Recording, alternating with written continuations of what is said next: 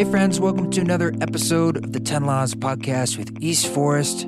I'm East Forest coming to you today from southern Utah, where I just got to have a great conversation with my dear friend Christopher Shinn. That was back in episode 69, so I do recommend you going back in the logs of the East Forest podcast and listening to that conversation if you haven't already, because it'll give you a bit of history about Chris and his personal journey. But Chris is just a great mind and a very thoughtful, sensitive thinker who has a different lexicon and perspective than mine, of sort of like a soul perspective. And his is more of, I don't want to put him in a box, but sort of from like psychology and archetypes. And it's great because I like to sort of be hearing things from different angles. And I think you'll appreciate this conversation for that as well. Chris is a very talented and accomplished playwright and writer. He's also a teacher. He lives in New York City currently. And yeah, we're going to dive into it, and you can see more about his world by clicking on the link about him in the show notes. Thank you for reviewing the podcast. It just takes a moment, and thank you for subscribing. That makes a big difference to hit that subscribe button. It's really not that big a deal. It just means you're a subscriber. You don't have to listen, but we like being in conversation with everybody.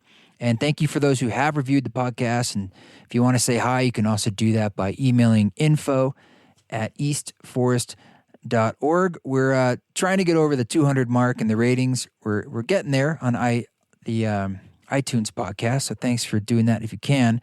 We had a review from Solaro Surfer. It's a cool name. Thanks for the 5 stars. It says, fantastic podcast, positive vibe. East Forest always brings interesting, thoughtful guests and topics to the podcast, like his original music. It's beautiful and hopeful. Mind expanding. Thanks. Thank you. You know, things like that. It'll probably help someone who hasn't heard this podcast yet. Maybe they'd be like, I'll give it a listen. And I appreciate your support in this free offering. Other housekeeping is just to let you know that the Spores vinyl is still available. It's in its first limited edition printing of 300.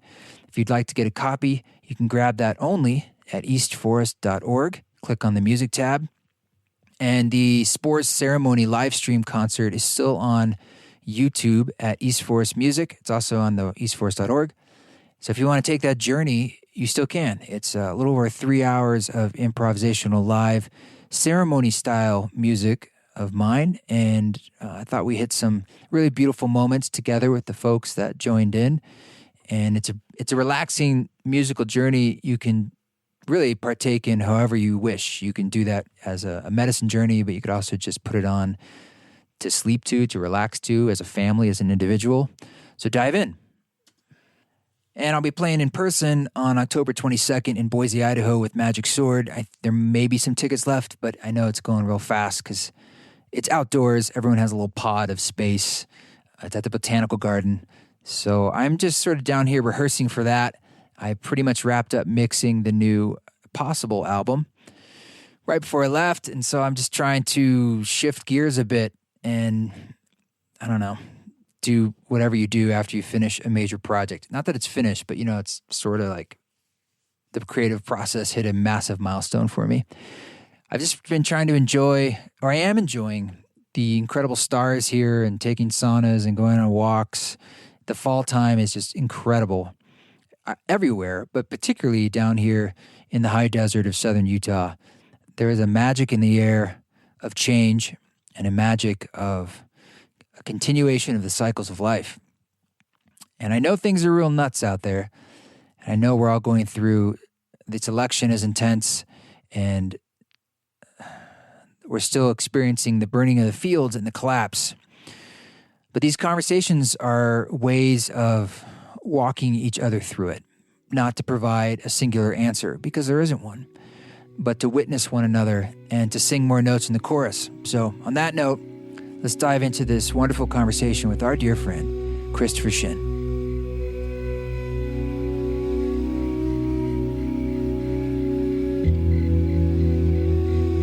Thanks, Chris. Thanks, Christopher Shinn. Always good to be talking to you, an old friend, and talking to you again. I value, your counsel as a friend, but I also have just been really moved by your perspective on things. And I want to reflect back on when you were on, I guess it was Patreon, and you took a break, and we talked about that and sort of the motivations for stepping away. And a lot of people have been going through those feelings in different ways of sort of reassessing, just sort of getting the shit kicked out of them in one way or another to just sort of stop. But things are so systemic in how they're changing and shifting on the personal level and on the global level, community level. So where are you at right now? I just want to go right to the core of it and see how you're feeling about the state of the state, both in your heart and in the world.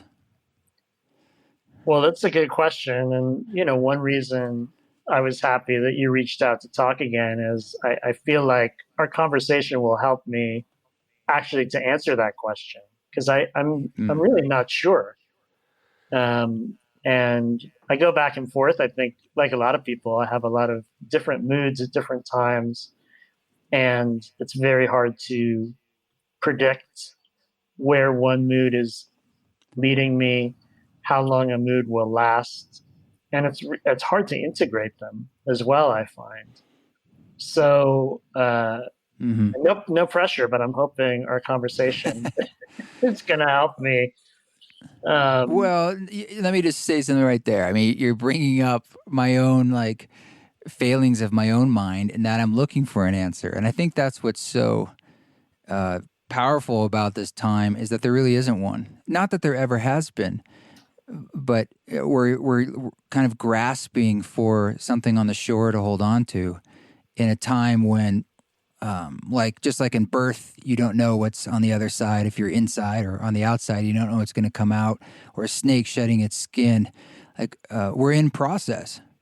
Whatever it is, it's becoming. And even if it ever had a destination, but we're very much in this fertile time where the fields are still being burned. And who knows what will grow after that. Absolutely. And I think the lack of a timeline, the inability to chronologically project into the future. I mean, that may be a feature of life in general. We never know what's going to happen to us. We never know what's in store, but it's rarely this concrete. It's rarely there's a virus that is making its way through the world, and we're not sure how we're going to stop it and when we're going to stop it. And, even if a lot of our relationship to time is an illusion or a fantasy, that it still gives us some structure that, can be really helpful in organizing your day, organizing your month, organizing your year, organizing your relationships. And so to have something like really concrete happening that doesn't have any truly predictable chronology or narrative arc to it, I think it's really, really hard. And, on just a molecular level, I mean, from the most kind of quotidian minutia of our lives to our grandest plans. And, I think we're all kind of trying to figure out how to live in that uncertainty and unpredictability. And, amidst that, we have a political situation that is, really bad. And, again, it's like the political situation on some level is always bad. It's not like anything is new in some extraordinary way, but it's more visible, it's more present. And I think that adds to the challenge too, of just, well, how do you live when you're amidst so much uncertainty and so much destruction? And, I think I've tried lots of different things, but I certainly know that I have not found any solution that I would say has proved particularly lasting, or I think would be something, I could model for others. I mean, I really do think I'm stumbling through like everybody else. Last time we talked, we were talking about some of your long ago history with health and a battle with cancer, and the loss of your leg, and I think about in this time now about not just our mental health but our physical health, like the kind of just how stress affects the body and the things we're going through, and how that plays a role in our overall well-being. And it seems like I in the early parts of the pandemic, I had a couple meltdowns of anxiety. I'm sure that was exacerbated by other stuff going on, but I felt stronger since July, and I could get into why I think that is, but I say a lot stronger. But nonetheless, do you think about like what the factors of loneliness and despair, and how this might be playing into like our well-being in our minds and our bodies and our hearts? And do you think about that yourself, like personally? I do think about it. I mean, for those who didn't listen to our first conversation, they should. It's a great story and a very personable and honorable. I'll make sure to link to which number it is. I don't have it on top of my head. But I can't remember if I said this explicitly in that talk or just more alluded to it. But I remember when I was, still actively sick and, in very intensive treatment, and had been given a very bleak prognosis. My then partner left me. And around that time, I read there was some study, and, I don't have all the scientific detail at my fingertips, but the gist of the study was that they injected mice with tumors, and half the mice they let sleep normal sleep rhythms, and half the mice they woke up every few hours or something. It's poor mice. And the mice they woke up, their tumors progressed much more rapidly, and they died much more quickly. And at the time, I remember thinking, like, I'm not sleeping well because the emotional pain of my partner leaving me, and I'm waking up all the time. And I was really worried. I remember reaching out to friends and saying that I felt like, I was at a real disadvantage not having, love and care and touch and going through that trauma at that time.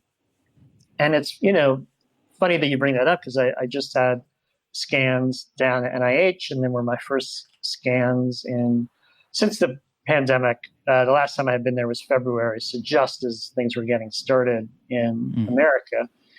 And I had a similar fear. I have a partner now, and feel lots of love, but on just the level of isolation, of not being as physically active, of not being able to hug friends, not seeing people, not interacting, I had a very similar fear that I wasn't going to be as healthy.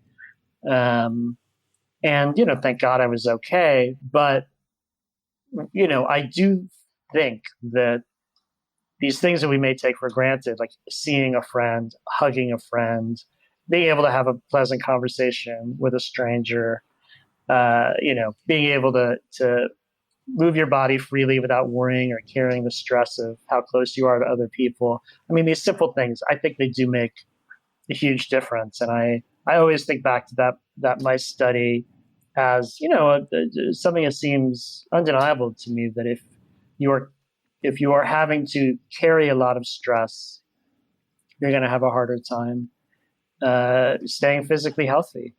And, we still don't know. There's so much we still don't know about the relationship between the mind and the body. And I feel like that has to be apparent to everyone now. I mean, I don't know anybody I hope so. who said, I feel so much better. Maybe there's some really shy people who've enjoyed this lockdown, but I think most people would have to feel like, wow, I literally feel different having less access to other human beings. And it's really challenging. I've been noticing a lot in my dreams. Like, I don't know what your dreams are like, but masks appear in my dreams, and they have since the beginning of this, in different ways, whether it's stressful or not stressful, but they're just like this ever-present character in almost all of my dreams. It's kind of nuts. And I feel like I have no control over how this is playing out in the background of my psyche. And I find that that's sort of a doorway. It gives me some kind of glimmer into what's going on in there. I don't really know what to do with it. But do you pay attention to your dreams much? And have you been seeing anything interesting? Well, yeah. First, I want to ask you though: are the masks always the same? Are they different? Or like how varied are the masks in your dreams? Well, it's often either like people are wearing them or I'm wearing them, or it's like directly related to the masks. Like where are they, or why I'm the only one wearing them, or the other way around. Like I can't find one, and it's a stress about that in particular. So there's not like one particular mask. It's just sort of like this theme of masks. Hmm.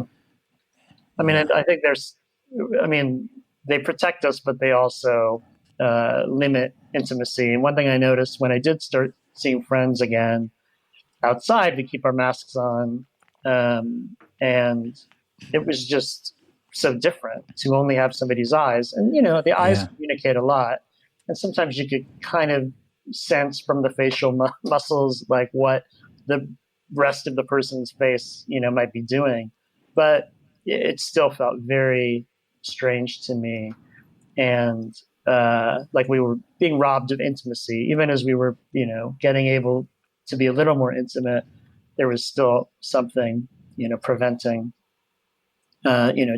full genuine intimacy. And I think too that masks are such a symbol of a reality that can't be denied, which I think is why so many people want to deny their reality. They're just a reminder of, we don't control everything, and there's things that happen that, have nothing to do with our wishes and desires. And I think it's, again, that's like always been a part of life, but it's not easy to live that way all the time. You want to be able to have moments of fantasy where you do control things, and everything is in your power, and to be constantly reminded of all the reality that exists outside of our intention and desire. I just think that's, again, it's hard, it's stressful.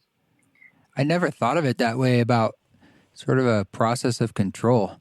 It's like it's sort of reversed from what I would have thought. Like we often feel very separate.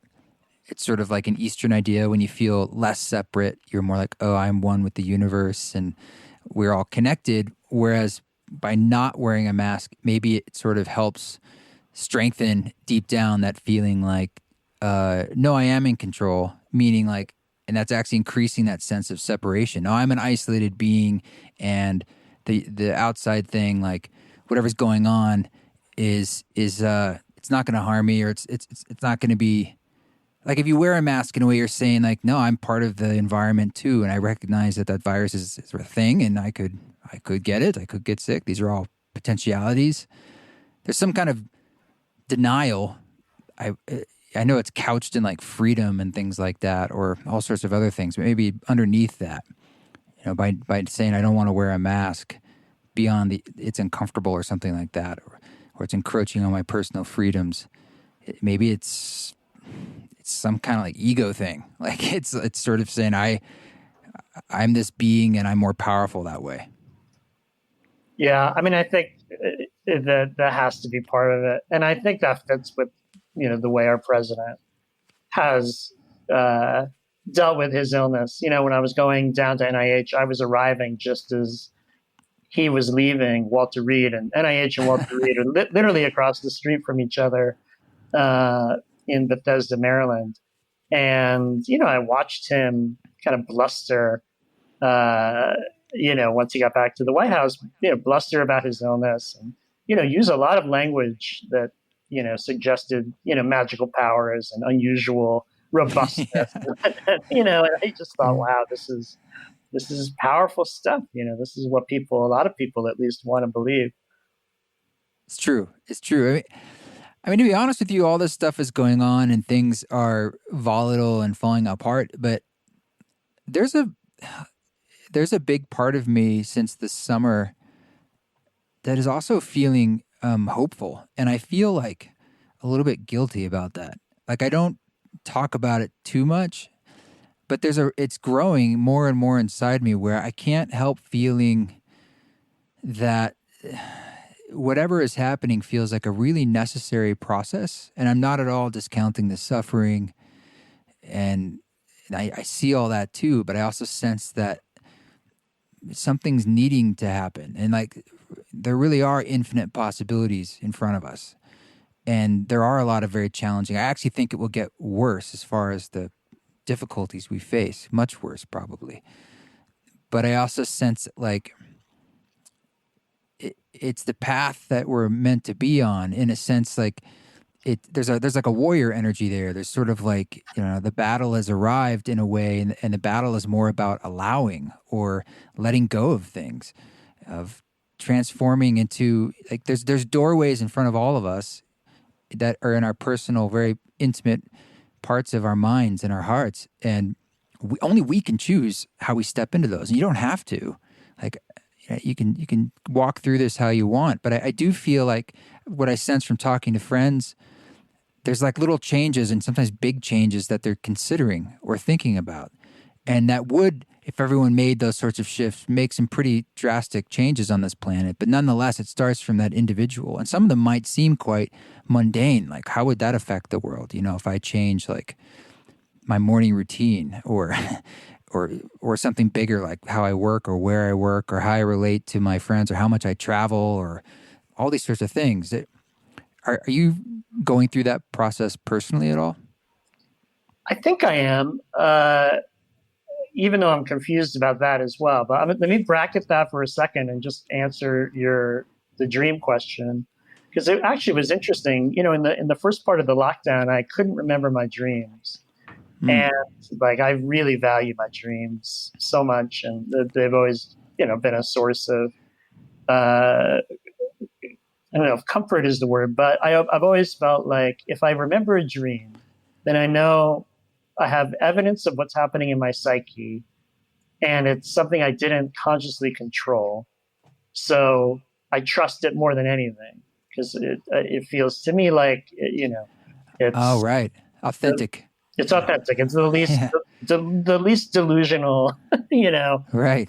thought or feeling I can have about myself, because I wasn't awake to get in the way of it and shape it in the way that is most pleasing to me. So I was really upset, and I texted a friend who used to share dreams with me a lot, and I said, "Hey, can we keep a dream journal together? Maybe that'll help us remember if we have a Google document where we're both putting our dreams in." So for a few months we did that, and it was really helpful. I found myself remembering, for whatever reason, knowing that my friend would read the dream seemed to help me remember them more. And then my friends kind of stopped reporting dreams, and I just kept going for months and months. I kept in the document, and then I was like, all right, my friend is never coming back to this document. I should be able to remember my dreams, even if nobody's reading them. So I started my own little document.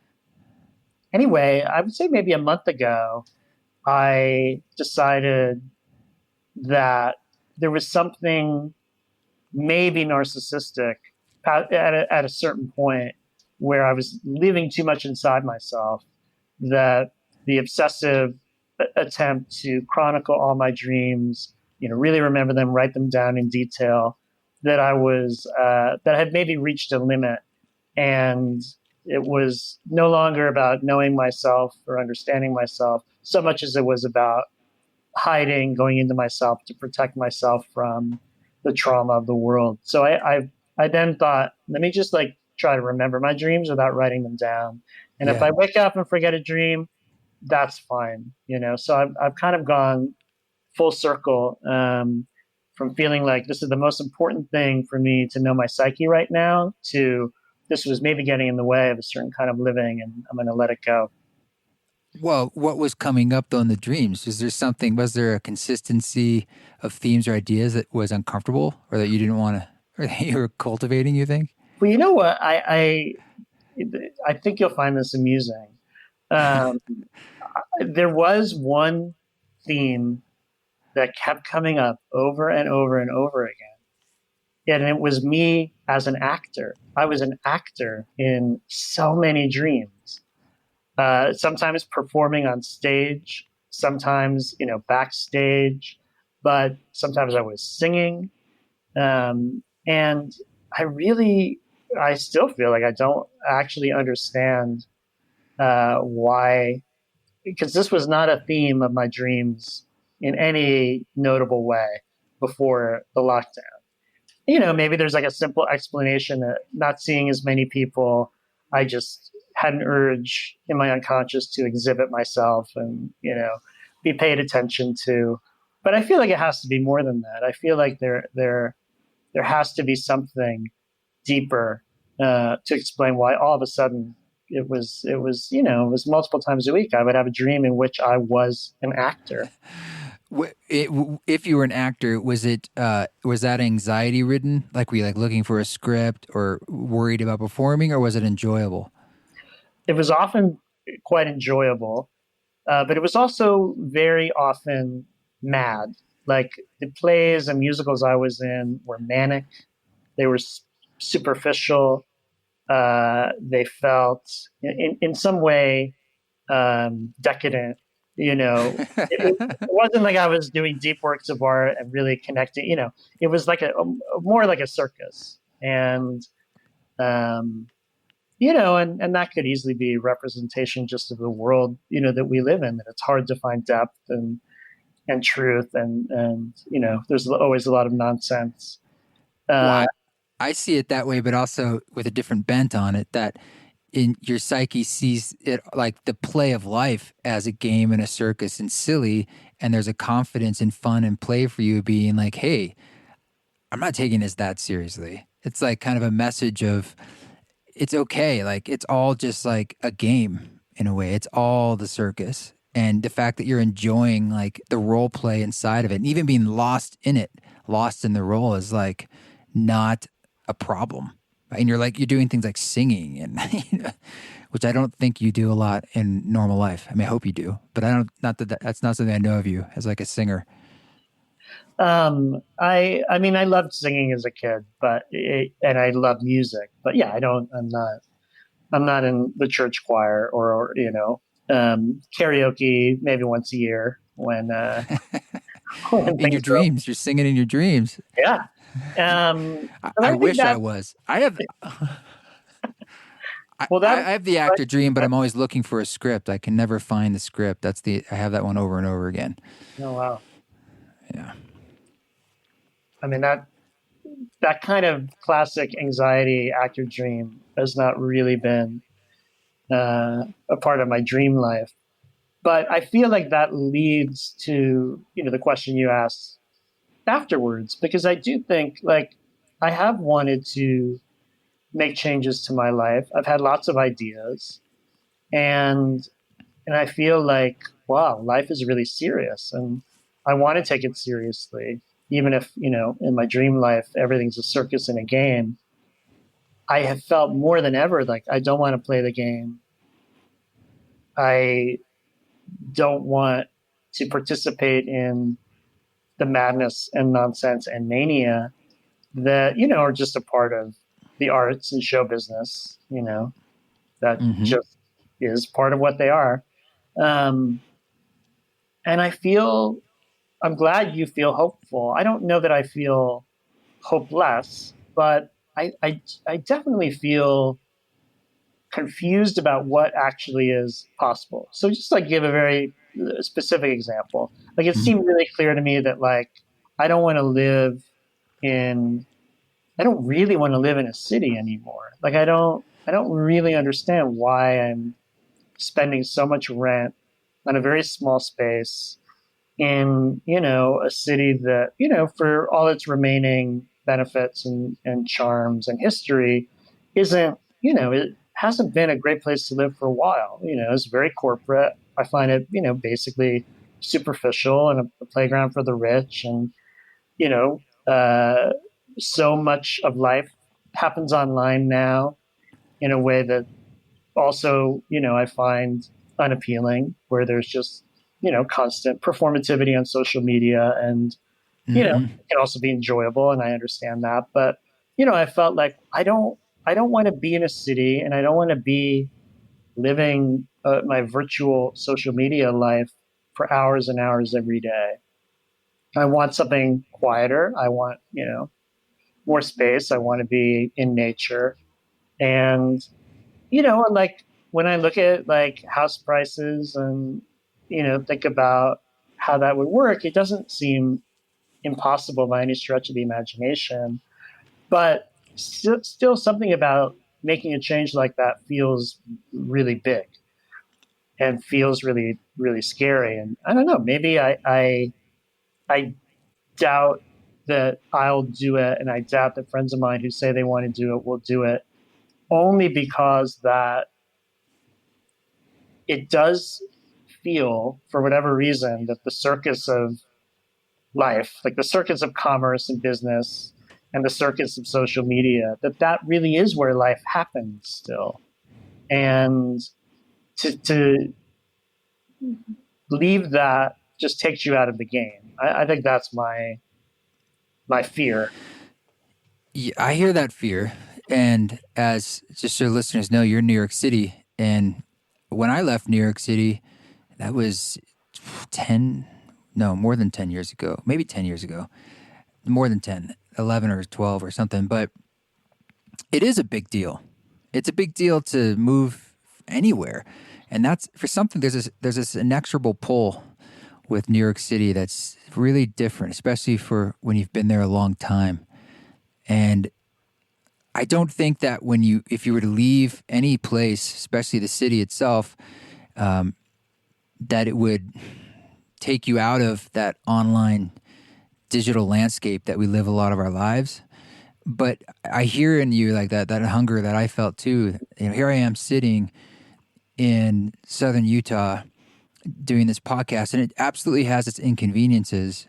But that's that's the reason why it's so rich. I mean, the highlight of my day yesterday was I just have a sauna here and this fifth wheel trailer.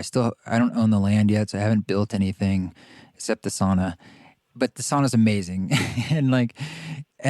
There's a cold dunk outside. I was taking a sauna, I take the cold dunk, and I'm sitting on this bench outside, and you're totally naked and your body's warm, and the stars are like unreal. Like the Milky Way is just powered over my head. And I'm like, this is what humans have seen for millennia, and certainly for a long time. Right here, sitting right here, there are people seeing these same stars in the same way. And the meaning there was nothing else to do. There was no screen to look at. It was just like, yeah, of course you're going to pay attention and start to memorize them all and talk about them. And it would be a big influence on your lives. And it awakens something in me that's part of our beingness and our DNA and our humanness. And something happened with the Industrial Revolution when we started to create more light and electricity and air pollution and where you couldn't really see the stars as much. And I think it changed the human psyche in a way we haven't fully given enough credence to how deep that goes. And there's many, many layers of this. And I think the pinnacle of it in some senses is social media now. And I watched that Netflix documentary, I think it's called Social Dilemma or something like that. It's fantastic. And it's a lot of things I've been thinking about and talking about, but it's just put into this really potent message about what this stuff is doing to us. And how the last 10 years, roughly, of this social experiment we've been doing with social media and really the smartphone and the iPhone in general, and how that's changed us and how that's changed the world and how it's played a role in the polarization that we're seeing and sensing, and how it's even created things like Donald Trump. He is a court jester that has been birthed out of that exact mechanism. He wouldn't exist if it wasn't for even like reality TV was an early form of like all this stuff. So I almost feel like that hunger people are feeling is something we really should listen to, because I really feel that is our pathway. That is some kind of future. And it's not the other extreme where we have to go to places like Boulder, Utah of 200 people. Not at all. But I do feel like if you're feeling that and you're hearing that echoed in your friends, there's something there. And you don't have to leave New York City. It's just easier if you did. There's any path can work, but we're inside a sort of a crumbling concrete jungle system that is very corporate. I agree with you, and that is the system that we're trying to like awaken from in a sense, because it's so dehumanized. I know that's a lot of ideas I just said, but I just want to say, like, I hear that you want to leave, and in some way, I felt that too. And when I did leave, it was like, yeah, now it made a lot of sense. I was like, of course. Like, I thought it was this huge thing, and I could never do it, and my life would be over in a way. It was the total opposite. Everything just started to really take off. It opened so many doors for me energetically. I mean, that's great. And gives me hope. To give voice to my cynical or pessimistic side, I think what I worry that I'm addicted to the game or the circus on some level. The reason I'm in this and the reason I'm still in it, despite being dissatisfied with it, probably for most of my career, on some level, increasingly as the years went on. But, I don't think I ever really thought it was good or sane or anything. Mm-hmm. I think I worry. I mean, this is like another kind of silly example, but it's specific, which can be helpful. Yeah, I remember thinking like this year the Emmys weren't going to be that big a deal. Like my friends wouldn't all be into the Emmys, and like who's going to win the Emmy, and like they were more into it than ever.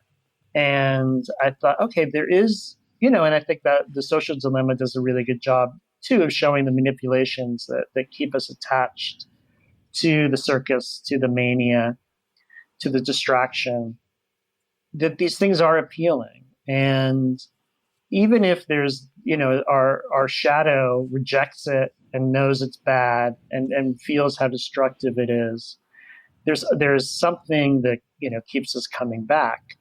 And, maybe my fear is that I can't break my addiction on some level, that it's stronger than my will for something else. But also maybe I am afraid that the world can't, that like really I am, even if I have the strength to really change my life and do something different and be somewhere different, the world is going to continue to invest more and more in the circus and in the game. And I'm just going to be really alone. Almost like it's a choice between existing in the world as it is or creating a life as far outside of the world as possible. And so, you bring up the Industrial Revolution, and, I think that, the link to capitalism is so important in all these things, because it really can feel like you are just sort of left with two choices. You either participate in this system or you situate yourself on the outskirts of it, and you find a way to make your money, but it isn't at the center of your life. And so I think in my mind, at least, those are the two extremes. And, I deep down, I think something much more collective needs to happen for the world to change. Like it can't just make sense for me to go disappear, because then that's just me and my individualism, just sort of deciding, well, I'm giving up on the world. It's never going to get better. All I can do is create a better life for myself and take care of myself and, my few loved ones who want to, travel with me. But I'm just sort of giving up, my impulse is to find a way to kind of bring the world along with me. And maybe that's just messianic and grandiose and narcissistic. And maybe that's a cover for actually just my addiction to the narcissism and the superficiality of my world.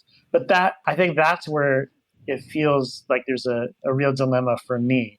That is it a real binary of you're either in the world as it is or you escape the world, but the world itself is not going to change or get better. Well, okay, what comes up for me when you say that is that it's a both and in that, I mean, that is the $1,000,000 question really at the core for all of us today is how do we live a life that is, it's going to be tied into the modern life. Like we're not going to, I don't think actually there is really a way to escape. What confuses me a bit is like, I think like, well, look, Chris, if you left New York City, let's say you got a teaching job at a different university in any other state, and you continued to be a writer and write, I don't see that at all as binary. I see that just as sort of a different avenue going in the same direction. It's more like how you shift that internal drive. And I agree that, like, I feel that same addiction to the game. And I would argue that's really what's driven myself since I was a little kid. That idea of having attention. And at first, like when we met when I was an actor, and, you know, yes, I loved being creative and I loved how it made me feel. I mean, there's something true and beautiful about that. But I was also trying to like play inside like everybody else, the Hollywood system and get famous and make money and the whole thing. And I shifted over to music partially because I was disillusioned with the acting world and Hollywood and that whole thing. And partially because the music felt like much more pure and satisfying to what I was expressing. But the way you do anything in our world is now you put that onto the avenue of the game. And there's all these ways to quantify your success with all these different numbers and all the things. And I feel that drive too of what could I tweak and shift that would make me feel less addicted. But I know that I'm always going to have that level of addiction on some level. And I see it kind of as like, it's just sort of part of me being human. And I try to not make it binary. Like I want that, or I am going to be addicted or I'm not, or I'm in the game or I'm out of the game. Because I think about, well, you know, the game is serving a purpose. Like it's sort of the fuel that is the fire in this human condition for me to even do it. It's sort of like the grist for the mill because it gives me drive. And it's not the whole game. It's not the whole cake for me. I want it to just sort of be the icing or one ingredient in the cake. But I have to recognize that like it's going to be there. Just like my ego is going to be part of my psyche and anger and despair is going to be part of my experience at times, but it's not all of me. And I'm going to move through that. And if I can't change that, it's more like, well, I want to keep an eye on it. But I started to try to shift my thinking of it and be like, well, I'm grateful that I had that drive too, because I also wouldn't be probably doing all this stuff, which also gives me a lot of deep satisfaction. Probably in the same way, like when you have witnessed some of your plays being produced, the game played a big part, the drive in that happening, right? And you being the playwright and writing the play and all the stuff you have to do to get something like that produced. But I'm sure that there is this beautiful satisfaction in you too, of just like you witnessing that. I'm like, wow, this is amazing. Like this is so cool to see this happening. And I love that. And that joyfulness, that's good. That's okay. And it's tied up with the game. I think what you're saying is really interesting, and I think there's a lot of truth to it. I think what I get confused about is maybe the way to say it is, I sometimes think, okay, I am somebody who expects too much from myself and expects too much from the world. And Mm-hmm. You know, to return for a moment to kind of what we've all witnessed during lockdown, there's just some people who can't take in what's happening, or they don't want to. There's people for whom the economy, in the most strict, superficial sense, is more important than, you know, people living or dying. There's, you know, people arguing that, Right. you know, losing the elderly and you know, people with pre-existing conditions is just the price you pay, you know, but you have to keep the economy going. Things like this. Mm-hmm. I want to be really critical of these people. I want to be obviously, you know, critical of all the oppression and racism and all the horrors that we've been seeing in this period. But, you know, I also want to accept that, you know, what you just said, that we're all complex. We all have a lot in us, and it's not all good. and no one's perfect. And I think for me, where I get hung up is, what is the line between accepting we're not perfect? I still have Amazon Prime, whatever, the things I do that I think I really don't want to do it, but I still do it. Mm-hmm. Should I be forgiving of those parts of myself, and both in myself and, in others? Should I be forgiving of the flaws in others? Or should I say, no, like, we got to do better. We have to change the world. Right. And I find it really tricky. And I really think it's one reason. I don't know if you're watching The Vow on HBO, the documentary series about NXIVM. There's still tons of press about Scientology. Leah Remini has a podcast now. Like, both these cults are very small and in some sense irrelevant, right? Like, NXIVM only had a few thousand people in it. Scientology probably only has 20, 30,000 people in it. But Mm-hmm. I feel like the reason as a culture we're becoming more and more obsessed with stories about these cults is what they did very brilliantly was tie personal fulfillment to changing the world, right? So Scientology is, they believe that they are saving the world. And Keith Raniere and NXIVM, said that NXIVM was the most ethical organization on the planet, right? Like, we have a desire to improve ourselves, but we also have a desire to make the world better. And I feel like capitalism, to put it mildly, does not seem particularly concerned with making the world better. It seems concerned with making individuals wealthy, So it feels like to me, okay, if I'm really in the game, I'm not doing anything for the world. And to what extent that's just okay, and I have to accept that we're imperfect and we're in a system that we can't change, and to what extent that is exactly the evil of that system, that it makes you believe that, hey, there's not much you can do. That, like, my shadow self that watches these cult shows, imagining how I could get sucked into a cult, it's that element of, like, being a part of something larger and doing something to improve the world. I mean, obviously those cults do literally nothing to improve the world, but, like, where does that energy go? And, I'd be curious to hear where that energy is for you outside of yourself, of wanting the world to be better. What do you do, or how do you frame that part of things? Well, I mean, two things are coming up here. One is I've always felt that change you're talking about that helps the world comes from the inside out, from the individual out. But I bet that's the same language they use in the NXIVM or Scientology in a way, which starts to give me a bit of pause. I do still look. To be honest, I do believe that's how change happens. People make choices on an individual level that start to ripple out into collective choices, and some of it is like there's a grand psyche about this, that we see this sort of progressive, slow shifts over time. But to me, it does come down to, like, those things that maybe don't feel like they're directly influencing the world on your internal level. They do matter to me, and that is where it starts. Like, the way I actually think in my head and treat myself is the seed, for everything else that comes out of that. And I may think that I'm hearing you now.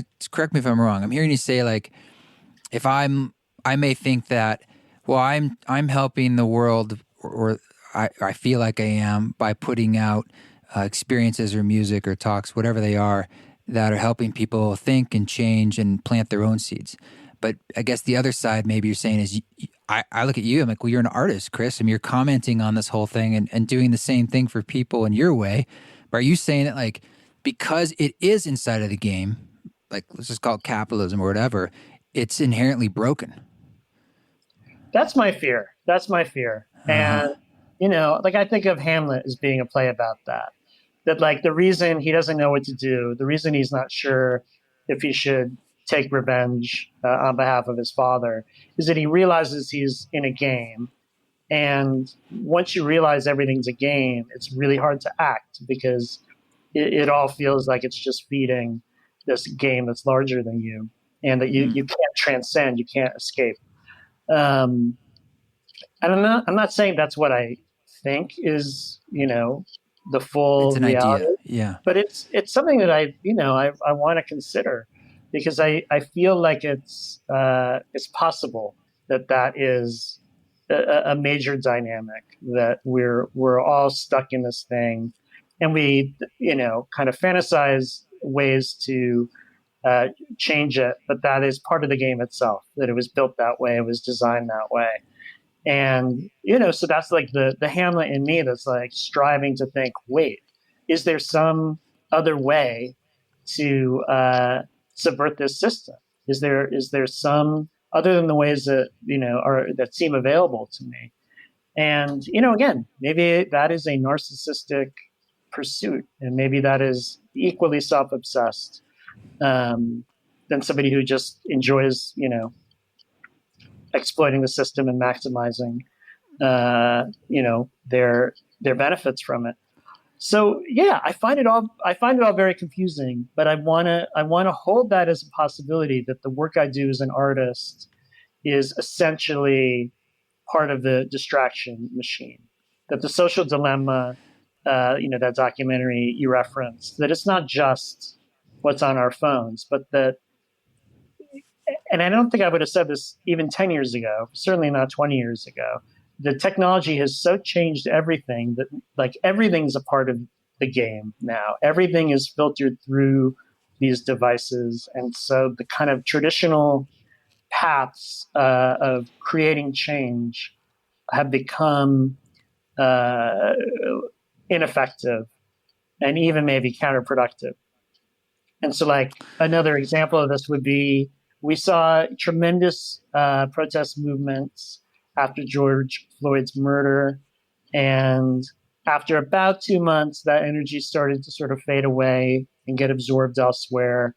And now it seems mostly channeled, into another election that, God knows, I hope Joe Biden wins it. But, I don't think that is going to solve really any of our problems, just mitigate Right. the worst.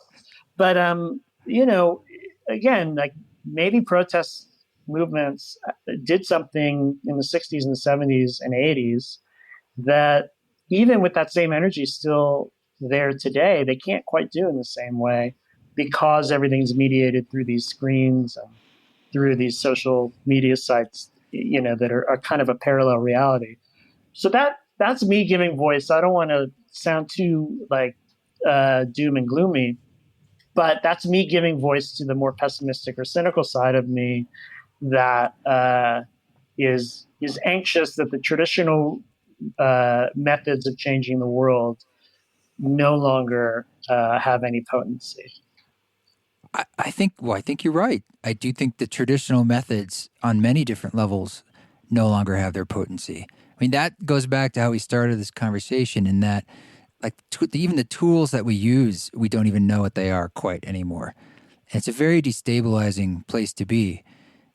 When you say, like, Chris, I mean, I just want to speak to you just as a friend. When I hear about worried about your own narcissism in sort of like the pursuit of your own happiness or your efficacy in the world, I mean, instead of narcissism, I see it like as a form of nihilism that's more a symptom of the collapse. There's a collapse inside our own minds that is okay. Like that is a burning of a field of your own psyche that we're still in process with.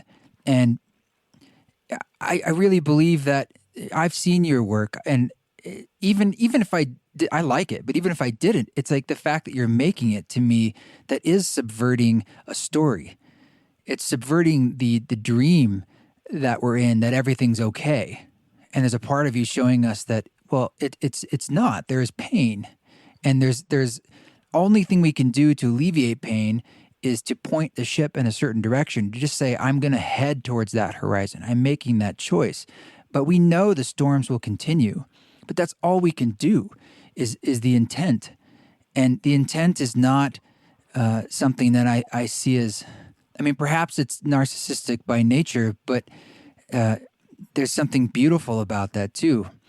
And it's all we can do is a sort of witness one another making those choices and say, I'll head that way with you too. And I might get lost, or I might change my mind. I might abandon you. But what else is there to do? And I honor you for doing that in the past. And yes, we're going up against a kind of like a Goliath that seems like it will never change. But maybe that's just kind of the playing field we're on. You look at the change that there has been a kind of growth over time, sure, that we can see in the big epochs of time. And concurrently, things get more complicated, in some ways worse, just in different ways. But hey, maybe it is going to all crash and burn.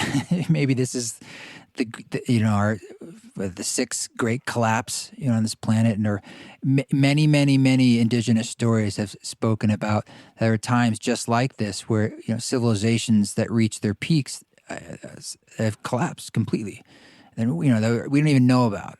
And whether you believe that or not, that's in all the myths. And it's just part of the cycles of creation. So it's sort of like all across the universe too, is the stories that like this is the opportunity that is built up through the playing field of Newtonian physics and quantum physics and evolution. And this is how it works. And sort of like beings and souls were given opportunities to keep trying, and we'll just keep trying. but an evolution is happening, and this is how it happens. And it's messy, and it's ugly, and it's terrible, and it's beautiful. And that doesn't change that I agree with like a lot of what you're saying.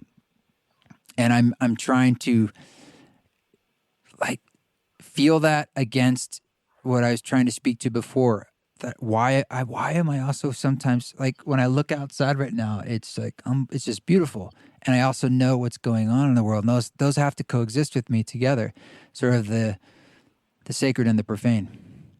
Yeah. And I've seen that in your work, and I think like that's what I honor about you. That's what I celebrate about you. Not like did it change the thing, or did it work better or not better. It's like, well, it's kind of it's both, and it's in the game. Right? Like, but it also just came from you sitting somewhere in your apartment writing. Like, where did that, it's beautiful and it's horror in a way. Yeah. And listening to you, it makes me think too about how, there's a narcissism and expectations. I mean, we are, our lives may be long to us, but they're obviously short in relation to history. And, we can't presume to know where we're headed and what things we do today will reverberate, in the decades and centuries to come. And at the same time, I think it's good to be aware of this is also, I think, an overcoming of narcissism, to realize you could be in one of these difficult periods that, have an apocalyptic structure. And, that is also just part of life, part of history, that there is destruction. I think probably for me, I hate seeing people suffer. It's really painful to witness suffering. Mm-hmm. And so that motivates me to want something better and to be participating in something better. But, you can't always guarantee positive results. And that's just part of being alive. And, certainly part of what I learned, watching people I was treated with, die, that, that these things in some profound way are random. And whether the life forces or the death forces are more powerful, just, is chance. And our desire to avoid suffering and our desire to improve the world those desires aren't magic. They're not omnipotent. That they do battle with other forces. And, I try to have humility and I try to accept all of that. But it is hard because it's also quite a painful thing. Yeah, life is hard, as our friend Anton Dudley said. He always would tell me life is so long. In his mind, he just thought it was like this long episode. And I wanted to ask you, Chris, I mean, I know things have shifted a lot in the world of theater. It's pretty much shut down. And how much is like your creativity and creative process played a role, though, in your kind of personal fire and ability to walk through all this stuff in the world? Like, has that been waned during this, or are you still feeling really connected to that? Or is it not really like part of your well-being?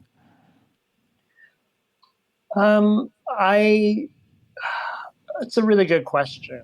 I mean, I think probably we're all being creative just to kind of get through this. I mean, even if we're not getting through it, if it doesn't feel like we're getting through it in a way where we're like thriving and everything's amazing, just to get through it at all, I think probably requires a lot of creativity. To not have access to usual social channels and economic activity and, all the things that give us energy. And I think that requires a lot of mental work. And yeah, I mean, to the extent that I've stayed relatively psychologically healthy and I'm not addicted to anything probably other than my phone, that I'm using my mind to find ways to process what I'm feeling. I definitely think there's creative talent and skill in having done that. But I think that's probably a universal creativity that we all have. And some people have had more access to it than others, and maybe had it more nurtured than others did. But as critical as I can be of myself and others, I think we also have to give a lot of credit that we have gotten through 6-7 plus months of complete shocking change to daily life, robbing us many of the joys and pleasures that help give our lives meaning. So yeah, I mean, I think probably I'm doing what everybody else has done, and maybe just because I've been able to nurture my creativity through my career for the last couple decades, maybe I've had a little more practice, and certainly had a lot of practice when I was sick, when I really could do even less than you can do in a lockdown. So. But also maybe part of me is wondering, like, how long can that last? I think we're all eager to move on to whatever the next thing is, but we probably have, 6+ months at least of what we're going through now ahead. Mm-hmm. So I'm curious to see how well our collective creativity holds up. And I am worried about violence in the country, and that, people are going to shut down, and addiction will increase, and violence against out groups will increase, scapegoating, all that stuff. And and if we have to witness that, then part of our task with our creativity is going to be how do we respond to a world that is getting bleaker and more violent. So I think creativity is central, but I think it not only has it had a lot of work to do already, but I think it's going to have a lot more work to do. Are you writing, or have you been before this? I am hoping to start writing. I feel like for the first 4 months of lockdown, I really was just trying to take everything in, and I really wanted to learn too about epidemiology, and I got very curious about the virus, and probably spent 3-4 hours a day reading about it. But yeah, I haven't really felt the desire to write. I think partly to do with not knowing what the world will be. I think I've always written things like, okay, this is what the world is, and I want my play to exist in tension with the world. So not really knowing where the world's going makes it hard because I'm so used to that, like the structuring tension of the piece being, how is my vision different from what I feel like the dominant mainstream thing is in the world? So now I'm like, I don't know what the world's going to be. And so that the whole way I've written is sort of out the window. So either I have to wait till I have a sense of what the world's going to be, or I'll Yeah. find like a new way of generating tension. But yeah, that whatever that way is, it hasn't presented itself to me yet. Are you thinking about whether or not to write for theater? Like, what are your thoughts on that returning in any way? Um, well, I have this play that if there was no COVID, it would literally be on in England right now.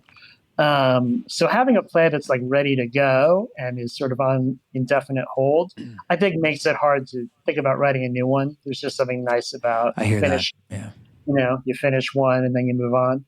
But I have a couple plays that are under commission, and I'm sort of thinking of them in a very kind of a gentle, kind of long-term way, sort of letting the ideas just very, very slowly develop. I'm not trying to force anything. I sort of thinking about a nonfiction book, or I am thinking about a nonfiction book. I'm sort of thinking of a kind of memoir, but a memoir that I would actually like to read. So like a memoir that would be a lot more about the world and than about me.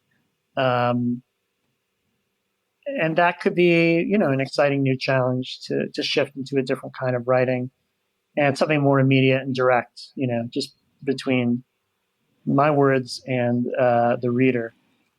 And I'm working on a horror movie with a friend, which I'm quite excited about, which is very different for me and very cool. So yeah, I'm trying to think of new ways to write and trying to leave the field of possibility as open as possible.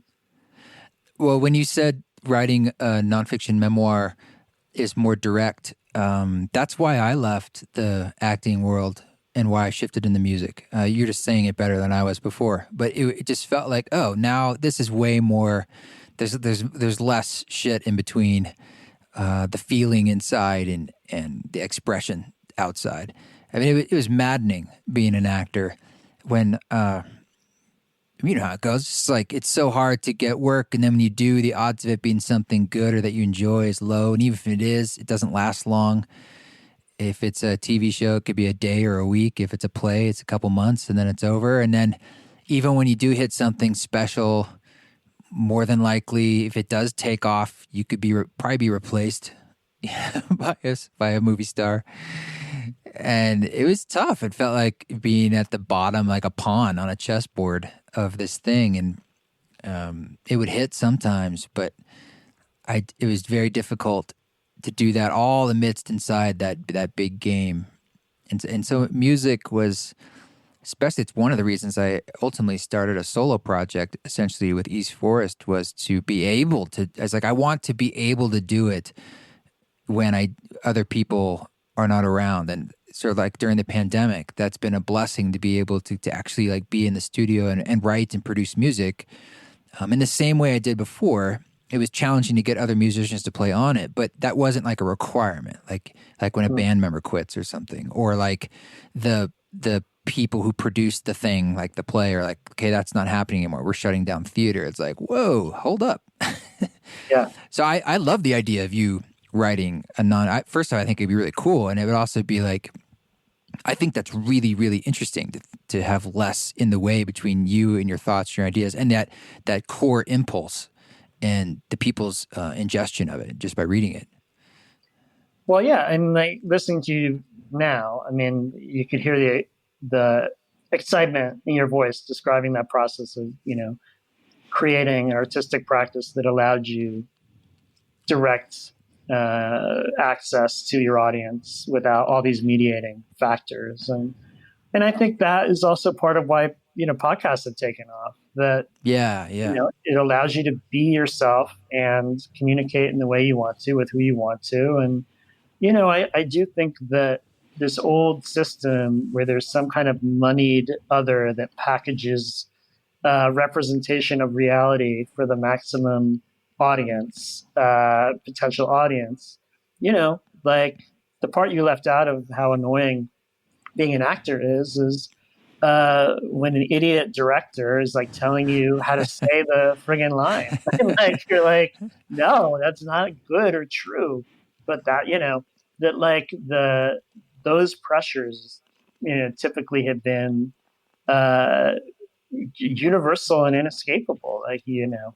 And it does feel one of the upsides of technology is it's allowing people to do their own thing more easily and to get it to people more directly. And I think that is very special and certainly something I want to explore more, that more direct, immediate relationship. Well, things are always potentially bigger and more amazing through collaboration. They're just riskier and harder. So, I mean, that's why when something does hit that is so collaborative, like a film or a play, and when it is really great, it's really great. Yeah. And there's a beauty that it is just a moment in time. It's just hard for the players in it, so to speak. It is going to be a moment in time. Yeah, and it is incredibly special. And I think to link it back to lockdown, I think what so many of us have realized is that we do want to be around other people. We do want social connection, even if we really value our private time and isolation. There is a desire to collaborate in us that is strong, to be together. And even when the gyms opened up here a couple weeks ago, it was like, oh, it's just nice to be in a room with strangers, just to feel the reality of other people outside of my my little network of friends. And so yeah, I'm not giving up on collaboration fully by any means. But yeah, it is harder, and it's harder the more capitalism imposes itself. So I think it's nice to to consider these more direct, intimate, immediate ways of communicating. But yeah, you're right. We have to keep that larger collaborative spirit alive as well, because when it goes right, it is indescribably special. And you could say that's what's the whole thing is, this larger collaborative spirit of us as a people, whether it's a family or a nation state or a whole planet. And boy, that's a big one. And sure, it is hard and it comes and goes, but that's how we get the biggest result and the biggest reward. And so I don't know if through this conversation you're feeling any more clarity about how you're processing what's going on, but I think I want to just echo my realization after I asked that question is that there also isn't really an answer. There's just more words on the page, more notes in the chorus. And maybe, this will just continue to reverberate for us, and we'll pay attention to our dreams and see if it makes more sense to us as we're spoken to from the more tender parts of our minds. We'll see. Yeah. And I think at the very least, we gave voice to a lot of different energies, and, being as comprehensive as possible about everything that we're feeling and that's happening inside of us and in the world. I mean, that I think is so important. And even if it doesn't lead to answers, you just feel better because you've given voice to stuff that's happening inside. Christopher Shinn, thank you for joining us again. I'll link up to your stuff, and I hope we can continue our convo over time. I would absolutely love that, Trevor. Thanks, buddy. All right. Thank you, Mr. Shinn, for joining us again. I'm hopeful and would hope that I'm sure we'll have him back at some point. It's always great to talk to good friends. This music you're hearing in the background is called Deliquesce, and it was the second single or release from the Spores album that is now out wherever you listen to music. The entire album digitally will be out this Friday on the new moon, October 16th. And if you want to get the vinyl, it's also released on vinyl, this album. You can do that at eastforest.org. This music was also from a ceremony, kind of like the Spores ceremony concert that's on YouTube. Well, the Spores album is from the Music for Mushrooms album, which is from a live medicine journey ceremony. So it's a unique and different way of writing and producing music, but I think it produces at times a very unique and singular result. So you're hearing music that's being birthed in the moment. And if I've actually never played that song again, and if I ever wanted to try, I'd have to, just like you, I'd have to listen to it and reverse engineer it and try to learn it, try to figure out what the hell happened in that moment. So that's always an interesting exercise. Thanks for reviewing the podcast. Thank you for subscribing. Thank you to Chris again. And you guys keep walking your walk. Don't take any shit. But if you do, you know what to do. You just do it with grace.